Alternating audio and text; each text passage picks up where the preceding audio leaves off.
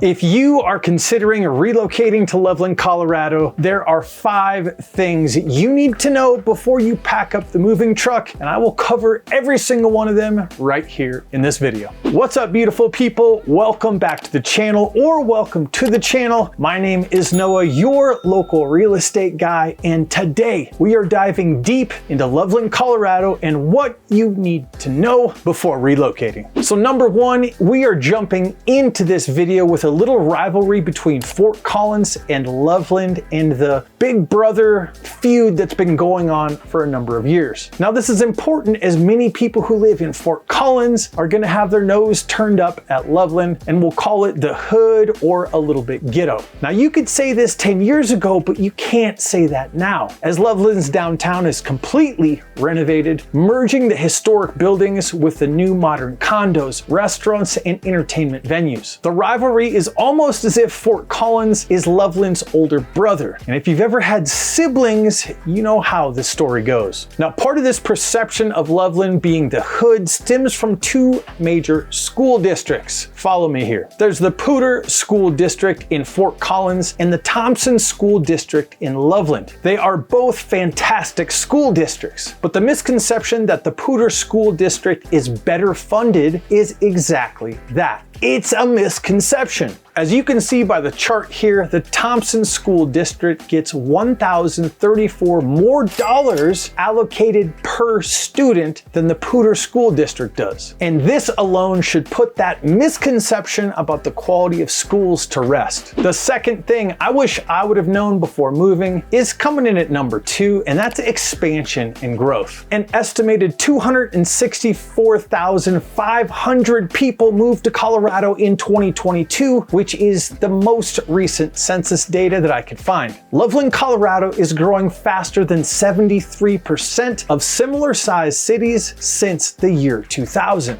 And my guess is that you're watching this video, you might be looking at relocating as well. But how is Loveland handling the rapid growth? The Economic Development Authority has laid out a strategic plan, including an incentive policy to help new and existing businesses grow, seeking to expand employment and economic health. The Talent 2.0 initiative, which seeks a dynamic labor market, providing residents with great career opportunities. The city has also done a great job with the downtown redevelopment initiatives and several large projects such as the 402 Corridor Plan and the US 287 Strategic Plan to help with the increased traffic. You will also notice that Loveland's footprint is rapidly expanding, with several new master plan communities and subdivisions being developed in preparation for your move. If you found any of this information helpful or valuable, or you have more questions, my cell number is going to pop up right here, 720-741-7474. I am the one who answers all the phone calls, text messages from people just like you. The third thing that I wish that I would have known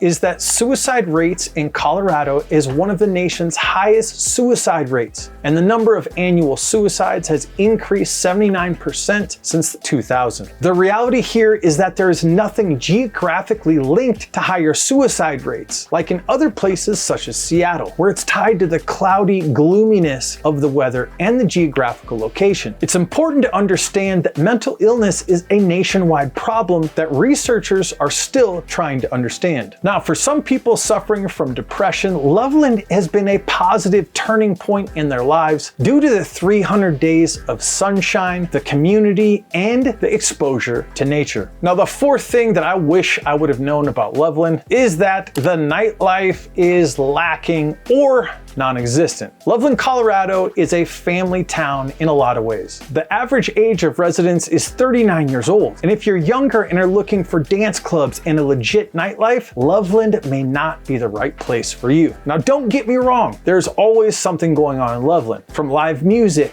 to community events, art pop-ups, and festivals. But the good thing is that the Rocky Mountains are always open and ready for your next adventure. Now, the fifth thing that I wish that I would have known is how affordable Loveland, Colorado actually is, or isn't. Loveland, Colorado gets a best places cost of living score of 115.7, which means that the total cost of housing, food, childcare, transportation, healthcare, taxes, and any other necessities is 15.7% higher than the US average, and 4% higher than the average right here in Colorado. A typical home is going to cost you right around $490,000, which is 42.6% more expensive than the national average of $338,100. But it's 8.5% less expensive than the average Colorado home, coming in at $527,200. Now, if you're not ready to buy yet, no problem. Renting a 2-bedroom unit in Loveland is going to cost you right around $1,500 per month, which is 4.9% more than the national average of $1,430, and 10% cheaper than the state average of $1,650 smackaroos.